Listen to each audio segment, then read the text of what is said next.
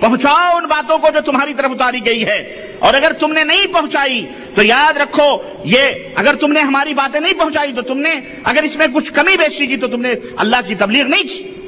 اللہ تعالیٰ نے قرآن کریم میں اپنے نبی سے فرمایا کہ علیک البلاغ وعلینا الحساب، آپ کا کام میری باتوں کی تبلیغ کرنا ہے، حساب لینا میرا کام ہے۔ اللہ رب العزت نے فرمایا میرا کام۔ ہم وارثین اگر نبی ہیں، اپنے نبی کے وارث ہیں علماء، تو ان کا حق یہ ہے کہ جتنا نبی نے چھوڑا ہے اتنا امت تک پہنچا دیں۔ امت بنے بگڑے اللہ تبارک و تعالیٰ دیکھ رہا ہے، ہمارا کام اصل دعوت کو آپ تک پہنچا دینا ہے، بھلائی کا حکم دے دینا ہے، برائی کو کھول کے بیان کر دینا ہے۔ آپ بنے بگڑے اللہ تعالیٰ زیادہ جانتے۔ انک لا تہدی من احببت ولکن اللہ یہدی من یشاء، تم جس کو ہدایت دینا چاہو تم نہیں دے سکتے، اللہ جس کو ہدایت دینا چاہے۔ ہم یہ چاہیں کہ ہم ہی نبوت کا مقام لے کر کے اور لوگوں کو بہلانے پھسلانے کے لیے قصے کہانیاں مسئلے بیان کرتے پھریں، اگر مگر بیان کر کر کے امت کو گمراہ کرنے کی کوشش کی گئی ہے۔ المہم میرے بھائیوں بات لمبی ہے نہ ہو جائے اس لیے، اچھا بعض لوگ یہ بھی کہتے ہیں اس میں جو فحش مسائل ہیں اس لیے بیان کر دیے گئے تاکہ مائیں بہنیں اور ہمارے دوست احباب اور مسلمان بچ جائیں۔ میں کہتا ہوں کہ جب اچھا یہ کہا جاتا ہے کہ تم لوگوں کو اتنی موٹی کتاب میں صرف یہی چیزیں نظر آتی ہیں، صرف یہی چیزیں نظر آتی ہیں۔ ایک آدمی سے کسی نے سوال کیا کہ صاحب کوئی جماعت کہیں آئی ہوئی تھی، کہا صاحب معراج ربانی نے فضائل اعمال میں یہ باتیں بنی، تو اس نے کہا کہ خنزیر جب باغ میں جاتا ہے تو وہاں گو ہی ڈھونڈتا ہے، یعنی معراج ربانی خنزیر ہے اور فضائل اعمال میں گو ڈھونڈ رہا ہے۔ ہم نے کہا تو یہ تو اسی کی بات ہو گئی، اس نے مجھے خنزیر کہا، اس کا مطلب یہ ہے کہ حضرت زکریا صاحب نے فضائل اعمال میں گو کے پوتڑے بھی رکھے ہوئے ہیں وہاں پہ، وہ سارے کا سارا حق نہیں ہے بلکہ اس کے اندر بہت ساری چیزیں۔ مولانا محمد مکی صاحب جو حرم کے اندر درس دیتے ہیں، آپ حضرات کو معلوم ہے، جدے والوں کو ہے کہ نہیں، وہ بریدہ کے اندر جلسہ تھا، بریدہ میں جالیات میں جلسہ ہو رہا تھا، جلسہ ہوا تو کسی نے ان کو چھیڑ دیا کہ مولانا فضائل اعمال میں یہ واقعات ہیں، اس کے بارے میں آپ کا کیا خیال؟ تو مولانا مکی صاحب نے کہا، محمد مکی صاحب نے جواب دیا، کہا کہ تم لوگ اس کے اندر پھول بھی تو ہیں، وہ پھول لو کانٹے کیوں دیکھتے ہو؟ تو اس لڑکے نے کہا اس کا مطلب یہ ہے کہ زکریا صاحب نے کانٹے بھی بوئے ہیں اس میں۔ تو مولانا چپ ہو گئے، کہنے لگے تم سے کون بحث کرے، چلے گئے۔ بعد میں بڑا لفڑا ہوا، بڑا شور ہنگامہ ہوا۔ المہم کہنے کا مطلب یہ ہے کہ حق ان کی زبانوں پہ بھی ہے کہ اس کے اندر کچھ گند ہیں، تو میں کہتا ہوں وہ گند سے توبہ کرو نا، کاہے کو اس کو بانٹ رہے ہو، کاہے کو امت کے اندر سپلائی کر رہے ہو؟ بھائی قرآن اور سنت کی باتیں بیان کرو، بات ختم ہو جائے۔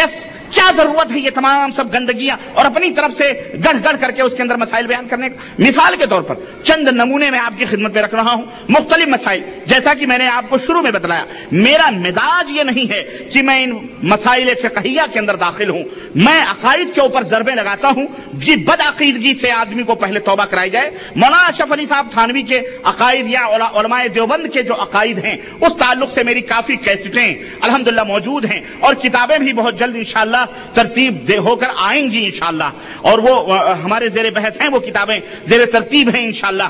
تو عقائد ہی کافی، اور میں ہمیشہ کہا کرتا ہوں کہ کسی کتے کو بسم اللہ اللہ اکبر کہہ کے ذبح کرو تو وہ حلال ہو سکتا کہ حلال ہو جائے گا۔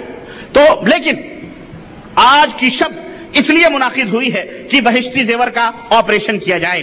میں کہتا ہوں بہشتی زیور کا جو مصنف ہے اس کے ایمان اور عقیدے کی بات اگر ہم لے لیں تو ایمان اور عقیدے ہی کے اندر یہ نل ہیں، تو جب ایمان اور عقیدہ ہی درست اور صحیح نہیں ہے تو میں سمجھتا ہوں کہ آگے کیا بات بیان کی جائے گی۔ لیکن پھر بھی اصرار ہے تو میں چاہتا ہوں کہ آئیے وہ مسائل، دو طرح کے مسائل اس کے اندر خاص طور سے اس کے اندر موجود ہیں جس کی نشاندہی ضروری ہے، اور اس سے پہلے یہ بات میرے عزیزوں، میرے دوستوں اور بھائیوں، آپ اپنے ذہنوں میں کے اندر بٹھا لیں، ذہن نشین کر لیں کہ اللہ تعالیٰ نے انسانوں کو اس دنیا کے اندر اس لیے بھیجا ہے تاکہ وہ اس کی عبادت اور بندگی کریں، اور حضرت اور نبیوں کا سلسلہ جاری فرمایا تاکہ ان انسانوں کو عبادت و بندگی کا ڈھنگ اور طریقہ بتلائیں۔ چنانچہ یہی وجہ ہے کہ انبیاء آتے رہے توحید سب کا مشن رہا، لیکن شریعتیں سب کی مختلف رہیں، یہاں تک کہ آخری نبی حضرت محمد الرسول اللہ صلی اللہ علیہ وسلم آئے، اور اللہ تعالیٰ نے ان کو اس لیے بھیجا تاکہ اللہ تبارک تعالیٰ کی بندگی کا ڈھنگ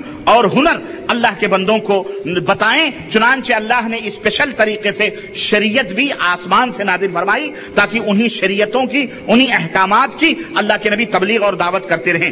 اللہ تبارک و تعالیٰ اس بات کو پسند ہی نہیں کرتا کہ اس کے بندے آپس میں اختلاف کریں، فرقہ بندی کریں، تقسیم ہو جائیں، بلکہ اللہ تعالیٰ اپنے بندوں کو ایک دیکھنا چاہ رہا ہے، ایک جماعت کی شکل میں دیکھنا چاہتا ہے۔ چنانچہ اللہ رب العزت کا ارشاد ہے وَإِنَّ هَذِهِ أُمَّتُكُمْ أُمَّةٌ وَاحِدَةٌ کہ اے لوگو یہ تمہاری جماعت بلا شبہ ایک ہی جماعت ہے۔ تمہاری جماعت، بولو یہ کس کا فرمان ہے؟ اللہ عز و جل کا فرمان ہے کہ تمہاری جماعت ایک ہی جماعت ہے، تم فرقے نہ بن جانا۔ وَأَنَا رَبُّكُمْ اور میں تمہارا ایک رب ہوں، میں تمہارا تنہا ایک رب ہوں۔ فَاعْبُدْ فَاتَّقُونَ تو ڈرتے رہنا، بچتے رہنا غلط باتوں سے اور مجھ سے ڈرتے رہنا۔ سورہ مومنون آیت نمبر 52 لیکن ایسا نہیں ہوا۔ ہر نبی کے دنیا سے رخصت ہو جانے کے بعد شیطان نے ان کے درمیان اختلافات پیدا کیے، اور اختلافات پیدا کیے گئے، فرقوں میں وہ امتیں تقسیم ہوئیں۔ یہ اختلاف اور فرقہ بندی منزل من اللہ جو شریعت ہوتی تھی، ان شریعتوں میں تحریف کی وجہ سے ہوئی۔ اختلافات جو پیدا ہوئے پچھلی امتوں میں کیوں ہوئے؟ کہ جو شریعت اللہ تعالیٰ نے نازل فرمائی اس میں تحریف، اس میں کمی بیشی کرنے کی وجہ سے، کیونکہ اللہ تعالیٰ کو اختلافات سخت ناپسند ہے، لہذا جب بھی اختلاف پیدا ہوتا تو اس کو ختم کرنے کے لیے اللہ تعالیٰ نبی کو اپنی دوسری شریعت اپنی نازل فرماتا، اور اثر نو نبی بھیج کر پھر امت کو اللہ اپنے بندوں کو ایک مرکز اور ایک سینٹر اور ایک پلیٹ فارم پہ لانے کا انتظام کرتا۔ اللہ رب العزت نے قرآن کریم میں فرمایا کہ کان الناس امۃ واحدہ فبعث اللہ النبیین مبشرین ومنذرین، کہ پہلے سب لوگ ایک جماعت پر تھے، حضرت آدم سے لے کر کے اس کے بعد ساری دنیا کے لوگ ایک جماعت میں تھے، ایک ہی مذہب، ایک ہی دین سب کا تھا۔ پھر جب انہوں نے اختلاف کیا، یعنی ان میں کوئی فرقہ نہیں تھا، پھر جب لوگوں نے اختلاف کیا اور فرقے بنا لیے تو اللہ تبارک و تعالیٰ نے نبیوں کو خوشخبری دینے والا اور ڈرانے والا بنا کر بھیجا ان کی اصلاح کے لیے، اللہ کے بندوں کی اصلاح کے لیے۔ وَأَنزَلَ مَعَهُمُ الْكِتَابَ بِالْحَقِّ لِيَحْكُمَ بَيْنَ النَّاسِ فِيمَا اخْتَلَفُوا فِيهِ۔ سنو غور سے ذرا قرآن کی اس صداقت کو، اور اللہ تعالیٰ اس ہسٹری، اس اتہاس اور اس تاریخ کو کتنی وضاحت کے ساتھ بیان کر رہا ہے، جو ہم سے پہلے دنیا کے لوگ گزر چکے، نبی گزر چکے، اور ان کی امتوں کی تاریخ اور ان کا مزاج اور ان کی طبیعت اللہ تعالیٰ بتلا رہا ہے کہ اللہ تبارک و تعالیٰ نے نبیوں کو خوشخبری دینے والا اور ڈرانے والا بنا کر کے بھیجا ان کی اصلاح کے لیے بھی، اور ان نبیوں کے ساتھ حق کے ساتھ کتاب نازل فرمائی اللہ تعالیٰ نے۔ کیوں نازل فرمائی؟ تاکہ وہ کتاب ان لوگوں کے درمیان ان باتوں میں فیصلہ کر دے جن میں وہ اختلاف کرتے تھے، اور یہ اختلاف بھی ان لوگوں نے جن کو کتاب دی گئی تھی کیوں کیا اختلاف؟ انہوں نے آپس میں ضد اور ہٹ دھرمی میں آ کر کیا۔ اللہ، نبیوں کے، رسولوں کے گزر جانے کے بعد ان کی امتوں میں اختلافات پیدا ہوئے، نبی کو پھر دوسرا نبی بھیجا جاتا، اللہ اس اختلاف کو مٹانے کے لیے کتاب دیتا ان کو، اور یہ اختلاف کیوں پیدا ہوتا تھا؟ تحریف کی وجہ سے۔ تحریف کیوں کرتے تھے؟ ضد اور ہٹ دھرمی کی وجہ سے کرتے تھے۔ سمجھ آئی کہ نہیں آئی؟ ضد اور ہٹ دھرمی کی وجہ سے۔ اللہ نے فرمایا لِيَحْكُمَ بَيْنَ النَّاسِ فِيمَا اخْتَلَفُوا فِيهِ وَمَا اخْتَلَفَ فِيهِ إِلَّا الَّذِينَ أُوتُوهُ مِن بَعْدِ مَا جَاءَتْهُمُ الْبَيِّنَاتُ بَغْيًا بَيْنَهُمْ۔ ضد اور سرکشی اور ہٹ دھرمی کی وجہ سے وہ اہل کتاب اختلاف کرتے تھے، اور ایسی حالت میں انہوں نے اختلاف کیا تھا جبکہ ان کے پاس کھلے دلائل پہنچ چکے تھے، نبی نے اپنا پیغام سب کچھ اس کے بعد انہوں نے اختلاف کیا۔ پھر جو لوگ ان دلائل پر ایمان لے آئے تو اللہ تعالیٰ نے ان کو اپنے حکم سے اس امر حق میں جس میں وہ اختلاف کر رہے تھے راہ حق دکھلا دی۔ یعنی جو دلائل نبی لے کے آتا